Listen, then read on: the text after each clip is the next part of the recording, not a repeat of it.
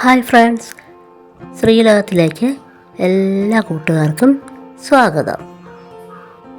ദോശയുടെ കൂടെയും ഇഡ്ഡലിയുടെ കൂടെയൊക്കെ കഴിക്കാവുന്ന ഒരു ദോശപ്പൊടിയുമായിട്ടാണ് ഞാനിന്ന് നിങ്ങളുടെ മുമ്പിലേക്ക് എത്തിയിരിക്കുന്നത് കേട്ടോ.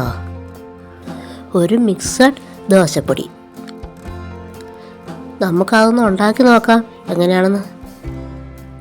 അതിനുവേണ്ടി ഞാനിവിടെ ഒരു ബൗളിൽ 1/4 ഭാഗം ഉഴുന്നെടുത്തു. ഉഴുന്നെടുത്ത അതേ അളവിൽ തന്നെ തുവരപ്പരിപ്പ് എടുത്തു. അതേ ബൗളിൽ തന്നെ ചെറുപയറും എടുത്തിട്ടുണ്ട്.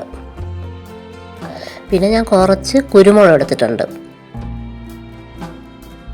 പിന്നെ ഞാനിവിടെ കുറച്ച് എന്ന് പറഞ്ഞാൽ വളരെ കുറച്ച് വൻപയറും കൂടെ ചേർക്കുന്നുണ്ട്. ചൂടായ പാനിലേക്ക് ഈ എടുത്ത് വെച്ചിരിക്കുന്ന പയർവർഗ്ഗങ്ങളെല്ലാം നമുക്ക് ഇടാം. പാൻ ചൂടായി കഴിഞ്ഞാൽ ഫ്ലെയിം കുറച്ച് വെക്കണം കേട്ടോ. ഇനി ഇത് നമുക്ക് നന്നായി ഇളക്കി കൊടുക്കാം. ഇവിടെ ഉഴുന്നും തുവരപ്പരിപ്പ്, ചെറുപയർ, വൻപയർ ഇതെല്ലാം കൂടി ഉള്ളതുകൊണ്ടാണ് ഇങ്ങനെ ലോ ഫ്ലെയിമിൽ ഇതുപോലെ വറുത്തെടുക്കണം എന്ന് പറഞ്ഞിട്ട്. അപ്പം വറുത്ത് ഈ ഒരു പരുവ് എത്തിക്കഴിയുമ്പോൾ അതിലേക്ക് കുറച്ച് കറിവേപ്പില കൂടെ ചേർക്കണം. ഞാൻ ഇവിടെ ഒരു 3 തണ്ട് കറിവേപ്പില ഇടുന്നുണ്ട് കേട്ടോ.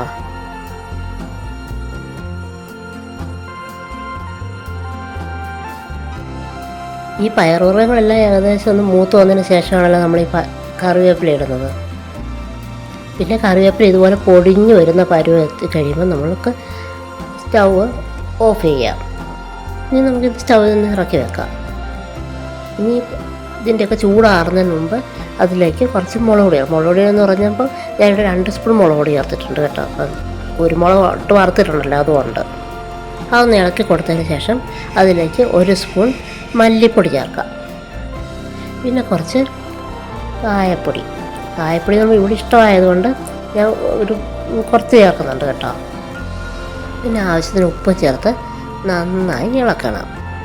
ഇനി അത് നന്നായിട്ടൊന്ന് ഇളക്കിയൊക്കെ വെച്ചിട്ട് അതൊന്ന് തണുക്കാനായിട്ട് വെയിറ്റ് ചെയ്യുക. ഇനി നമുക്കിത് മിക്സിയുടെ പൊടിക്കുന്ന ജാറിലേക്ക് ഇട്ടിട്ട് നന്നായി പൊടിച്ചെടുക്കാം. ഉണ്ടാക്കി നോക്കിയിട്ട് എല്ലാവരും അഭിപ്രായം പറയണേ. ദോശയുടെ കൂടെയും ഇഡ്ഡലിയുടെ കൂടെയും ഒക്കെ കഴിക്കാൻ ഇത് വളരെ നല്ലതാണ്. പിന്നെ ഇഷ്ടമുള്ളവർക്ക് അപ്പം ഉണ്ടാക്കുമ്പോൾ അപ്പത്തിൻ്റെ കൂടെ വേണമെങ്കിലും കഴിക്കാം കേട്ടോ. ഈ പൊടി ഇഷ്ടമായെങ്കിൽ അത് കമൻറ്റിലൂടെ എന്നോട് പറയണേ.